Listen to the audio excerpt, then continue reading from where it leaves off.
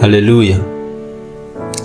Twongeye kubashimira cyane tunabasabira umugisha kuko mufasha umwanya kugira ngo dusangire rino jambo ry'Imana.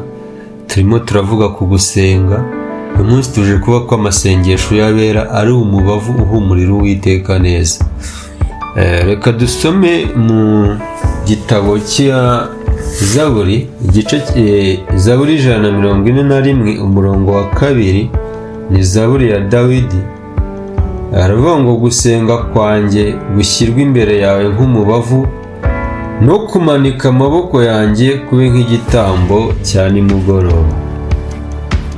Reka dusome no mu Byahishuwe igice cya 5 umurongo wa 8. Haravuze ngo amaze kwenda icyo gitabo bya bizima bine n'abakuru 24 bikubita imbere y'umwana w'intama bafite inanga n'inzabya z'izahabu zuzuye imibavu, ariyo masengesho y'abera. Haleluya. Uyu munsi tugiye kuvuga ko amasengesho y'abera ari imibavu ihumurira Uwiteka neza. Iyo usomye na hano mu Balewi igice cya 6 umurongo wa 8 aravuga ngo ku ifu y'ingezi y'iryo turo ry'amavuta yerayo yaryo ukureho ibyuzuye urushyi, ubikuraneho n'umubavu wose uririho, ubyosereze ku gicaniro, bibere Uwiteka impumuro nziza, bibe urwibutso rwaryo. Ndagira ngo mbabwire ko isengesho imbere y'Imana rihagera rimeze nk'umubavu uhumura neza. Dore rero impamvu isengesho ry'umukiranutsi rimeze nk'umubavu. Iyo dusomye mu rwandiko Pawulo yandikiye Abakorinto, usanga ko natwe ubwacu turi umubavu. Tutaravuga mbere mu isezerano rya kera, mu gitambo cya nimugoroba n'icya mu gitondo, mbere yo gutamba bagombaga igitambo kugishyiraho imibavu.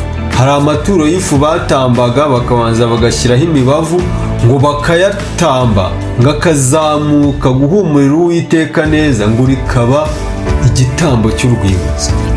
Hanyuma rero ndagira ngo mbabwire ko kuri ubu ngubu ntabwo tugikeneye ibitambo, ahubwo Kristo yaraje ubwe aritamba kandi aba n'umutambyi. Arangije kwita nta kindi yakoze, yatanze igitambo kizima cyera gishimwa n'Imana, hanyuma twebwe ubwacu tubabarirwa ibyaha. Yesu nashimwe.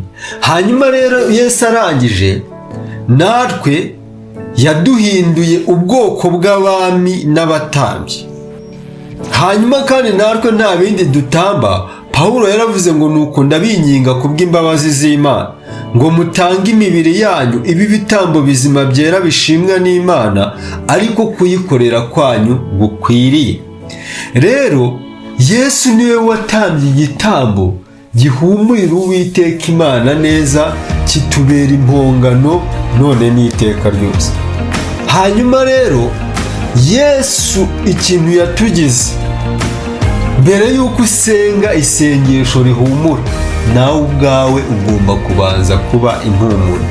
Iyo usomye mu rwandiko rwa 2 Pawulo yandikiye Abakorinto n'igice cya 2 umurongo wa 14, avuga ngo ariko Imana ishimwe kuko ihora iturangaje imbere, ikaduha kuneshereza muri Kristo no gukwiza hose impumuro nziza yo kuyimenya.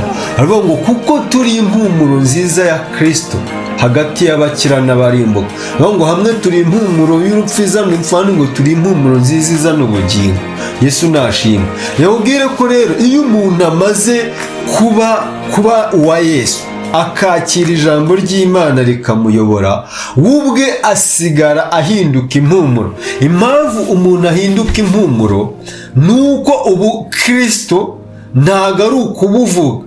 Niyo utavuga ko uri umukristo, ingeso zawe zerekana ko uri umukristo, kubera ko buriya impumuro ntabwo bisaba ngo ugende uvuga ngo ndi guhumura, ahubwo impumuro ni ibinyabutabire umuntu yumva biciye mu mazuru, akabasha kubitandukanya n'ibindi bintu akumva ko bihumura cyangwa binuka. Hanyuma impumuro igira ingaruka ku muntu.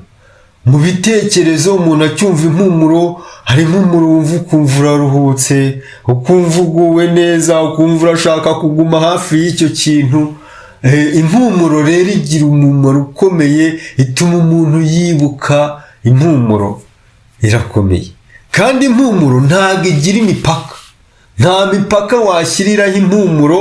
Impumuro iyo ije iraza, ntabwo washyiraho impumuro ngo uzitire ikintu guhumura. Rero ndagira ngo mbabwire ko mbere y'uko isengesho ryacu rihumura, twebwe ubwacu tugomba kubanza guhumura impumuro nziza ya Kristo. Hanyuma rero iyo dusenze, kubera ko dufite impumuro ya Kristo, amasengesho yacu agera mu ijuru ari umubavu uhumurira Uwiteka Imana neza, kubera ko avuye mu mutima uhumura. Yesu nashimwe. Rero ndagira ngo nkubwire ko mbere y'uko isengesho riba impumuro, nawe ubwawe ugomba guhinduka impumuro ya Kristo. Ni impumuro iva ku mutima utunganye. Ntabwo isengesho kugira ngo ribe impumuro rituruka mu kubuzi gutondekanya amagambo, rituruka mu kuba wasenze iminsi 40, rituruka mu kuba wasenze uvuga ibintu byinshi cyangwa urira. Isengesho rihinduka impumuro ni isengesho rivuye mu mutima udafite ibyaha. Iryo sengesho niyo utavuga, umuntu witwara ngo aragiye akajya anyeganyeza iminwa, ariko ijambo ryarambwiye ngo Uwiteka arondondoye uramenya, ngo uzi imyicarire yanjye n'imihagurukire yanjye, ngo umenyera kuri ibyo nibwira. Rero ikintu Imana ikeneye ni uko twebwe tubanza tukaba impumuro nziza ya Kristo, hanyuma amasengesho yacu nayo iyo tuyasenze arazamuka agahinguranya. Nk'uko impumuro, nta muntu ujya kuvuga ngo ndi guhumura. Impumuro ibanziriza umuntu uri guhumura, ukamenya ko hari impumuro ihari. Niba uciye aho wumva ibintu bihumura, ukamenya ko hari impumuro. Kandi impumuro kugira ngo ibe nziza ntabwo bisaba ngo ibisa n'iyi ngiyi. Impumuro y'indabyo siyo y'imineke, siyo ya bruje, buri kintu gihumura ukwacyo kandi kigahumura neza. Rero ndagira ngo mbabwire ko amasengesho y'abera ari imibavu ihumurira Uwiteka Imana neza. Kandi ikintu kikwereka ko amasengesho y'abera Imana yubaha, iyabika ahantu ngo mu nzabya zibumba. Aya masengesho twasomye mu Byahishuwe 5:8, haravuga ngo ubwo umwana w'intama yari amaze gufata igitabo, ngo abakuru 24 ngo bamwikubise imbere bafite inzabya zirimo amasengesho y'abera. Bavuga ngo amasengesho y'abera afite umwanya ukomeye mu ijuru. Ni ukuvuga ngo Imana amasengesho yacu yabika ari impumuro. Impamvu ni uko impumuro ijya ifasha abantu kwibuka. Impumuro iyo Uwiteka ajya abika amasengesho yacu ari impumuro, kandi ngo uhumurize, ntago amasengesho yawe ahumura nk'ay'undi muntu. Amasengesho yawe ahumura ukwayo, agahora ari imibavu ari imbere y'Imana, akajya urwibutso. Bituma Imana ihora kwibuka, bituma Imana ihora gutekerezaho, kubera imibavu yawe ihora ijya imbere y'Imana. Niyo mpamvu gusenga, ijambo ry'Imana rivuze ngo musenge ubudasiba. Imana ibishaka kumva iyo mibavu yawe, kandi iyo mibavu nk'uko impumuro nziza igeze ku muntu agubwa neza, akumva araruhutse, akumva ashaka kuba ahantu hahumura neza. Niyo mpamvu ijambo ry'Imana ngo mwegere Uwiteka nawe azabegera. Iyo wegereye Uwiteka mu isengesho, nawe arakwegera. Niyo mpamvu muri yavuze ngo ibihe nsenga Uwiteka bintarura mu mpagarara, bikanyegereza aho Yesu ari. Bivuze ko kubera ko isengesho ari impumuro, rituma ugira urusika rwari hagati yawe n'Imana ruvaho, Imana ikaza kumva impumuro. Yesu ashimwe. Rero nari kukubwira ko amasengesho yacu ni imibavu, azamuka imbere y'Imana nk'impumuro. Imana igahora ishaka kuyumva, kandi uko ishaka kuyumva niko irinda ahantu haturuka iyo mpumuro. nje kukubwira ko amasengesho yawe ni imibavu ihumurira Uwiteka neza, kandi amasengesho yawe afite umwanya ukomeye mu ijuru. Iyo hari ikintu gikomeye cyabaye mu ijuru, amasengesho y'abera bayakoresha mu mihango ikomeye yo mu ijuru. Kandi imibavu yakoreshwaga mu guhongerera iteraniro. Iyo dusomye hano mu Kubara igice cya 17 umurongo wa 11, mu Kubara igice cya 17 umurongo wa 11 haravuga ngo, Mose abwira Aroni ati, enda icyotero cyawe ukure umuriro ku gicaniro uwugishyiremo, uwushyireho umubavu, ukijyane vuba mu iteraniro urihongerere, kuko umujinya uturutse ku Uwiteka mugiga igatangira gutera. Aroni abyenda uko Mose amubwiye, arirukanka ajya mu iteraniro hagati, asanga mugiga itangiye gutera mu bantu, ashyira umubavu ku muriro ahongerera abantu, ahagarara hagati y'intumbi n'abazima, mugiga irashira.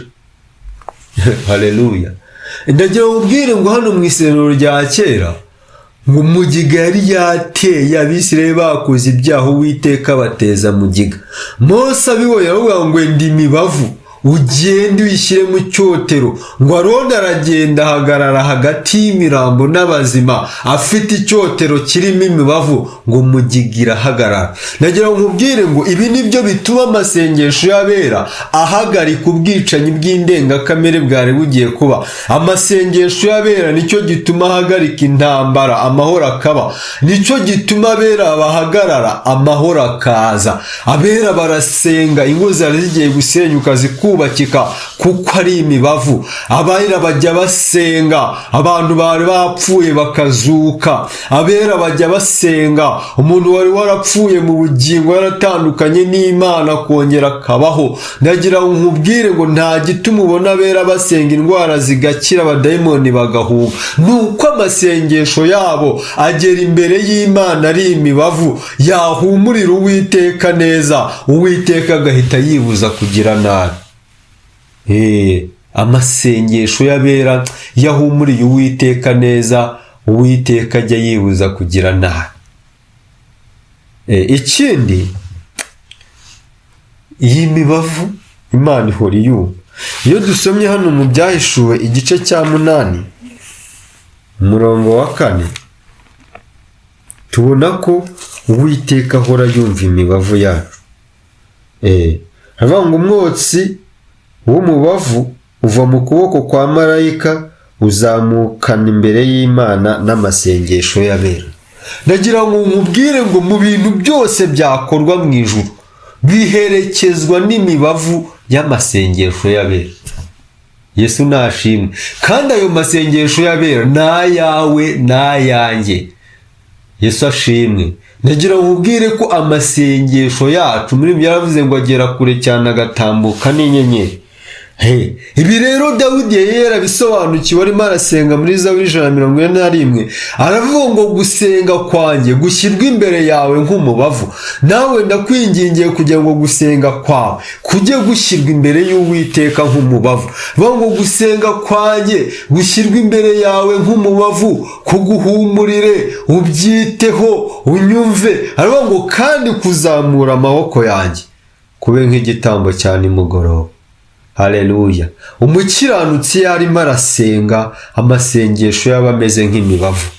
Niyo mpamvu ijambo ry'Imana rivuga ngo musabe muzahabwa, mukomange muzagira gute, muzakingurirwa. Rero narindi kukubwira ko isengesho ryawe ari imibavu. Ariko niki gituma isengesho riba imibavu? Nuko riva mu mutima utarimo ibyaha. Umutima utuyemo Kristo uba uri isoko y'impumuro nziza, kuko twabonye ko umuntu afite Kristo nawe ugasigara ahumura Kristo, hanyuma n'amasengesho ye akagera imbere y'Imana ari impumuro. Aya masengesho Imana ntabwo yirengagiza, nubwo wabona ugira ngo ntirayasubiza, ariko ibi yabitse nk'urwibutso, iyo igihe kigeze irayasubiza. Rege mubwire ko ibyo usengeye byose ntabwo byazira icyarimwe. Ntabwo byazira icyarimwe, ahubwo bigenda biza uko Imana yabiteganyije. Rero narinde kukubwira ngo isengesho ryawe ni impumuro. Iyo usenganye umutima umenetse, ugasengana umutima utunganye, isengesho ryawe rihinduka impumuro imbere y'Imana. Isengesho ridahinduka impumuro, rihinduka umunuko, ni isengesho ry'umunyabyaha. Niyo mpamvu ijambo rivuga ngo ariko isengesho ry'umunyabyaha ni ikizira imbere y'Imana. Isengesho ry'abakiranutsi aba ari umubavu uhumura neza, ariko isengesho ry'abanyabyaha ni umunuko imbere y'Imana. Haleluya. Tugiye gusengana Imana. Narindi kwibaza, isengesho ryawe usenga wumva rizamuka nk'umubavu uhumurira Uwiteka Imana neza, cyangwa ni umunuko? Niyo mpamvu ijambo ry'Imana rivuga ngo mwaturirane ibyaha byanyu musabirane kugira ngo mukizwe. Amasengesho y'abera niyo aba imbere y'Imana ari imibavu. Naho isengesho riva mu mutima ufite amoko, isengesho ryo mu mutima wuzuyemo amarari y'ubusambanyi, isengesho riva mu mutima urimo inzangano, isengesho riva mu mutima urimo iryo sengesho ntabwo Imana yariha agaciro, nta naho ryandikwa, ahubwo riba ari ikizira. Narindi kukubwira ngo wowe utarakira Yesu nk'umwami n'umukiza, umwakire nawe isengesho ryawe rigira agaciro. Haleluya. Reka dusengane, ariko ndifuza ko isengesho ryawe uhereye uyu munsi, iyo isengesho ari impumuro, Imana iraryakira ikaribika, sibyo? Nicyo gituma iyo abera basenze, Imana iza kureba ikintu kibaye. Haleluya. Isengesho ry'abera, umunsi umwe ngo Petero baramufashe baramufunga, ngo ab'itorero bahita bagira umwete wo kumusengera. Iyo mibavu iragenda igeze imbere y'Imana, ngihita yohereza marayika araza abohora Petero. Nuvuga ngo amasengesho y'imibavu arabohora. Amasengesho y'imibavu ajya atuma Imana igubwa neza, ikaza ikakugirira neza. Reka dusenge. Mana, turagushimiye kuri Imana nziza. Tubonye ko isengesho ry'abera ari impumuro iguhumurira neza. Turakwinginze rero kugira ngo amasengesho yacu ajye ahora imbere yawe nk'imibavu, ajye ahora ari urwibutso, ujye uhora uyumva uyanezererwe, kandi bituma uza gukora. Kandi nsengeye mwene data wagiye mu ntege nke bigatuma asengana ibyaha, isengesho rye rikaba ikizira kuko ryabaye umunuko. Mweze umutunganye, umuhe imbaraga zigukiranukira kugira ngo isengesho rye rihinduke umubavu. Urakoze ko byumvishe mu izina rya Yesu. Amen.